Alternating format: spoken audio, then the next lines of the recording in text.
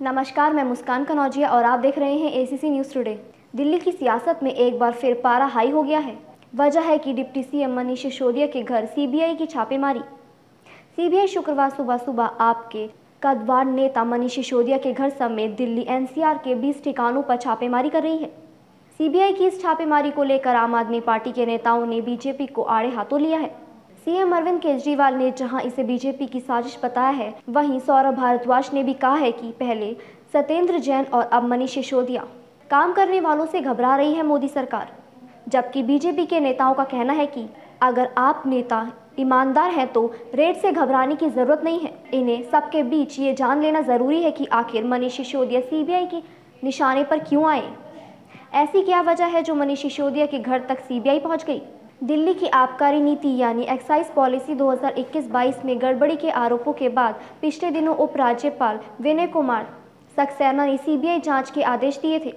दिल्ली सरकार के मुख्य सचिव की एक रिपोर्ट के आधार पर इस जांच के आदेश दिए गए।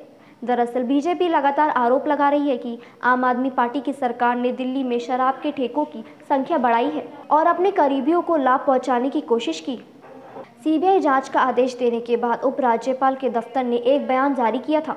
इस बयान में कहा गया था कि मुख्य सचिव की रिपोर्ट से राष्ट्रीय राजधानी क्षेत्र दिल्ली सरकार अधिनियम 1991, व्यापारिक लेन देन की नियमावली 1993, दिल्ली आबकारी अधिनियम 2009 और दिल्ली आबकारी नियम 2010 की जानकारी मिली है।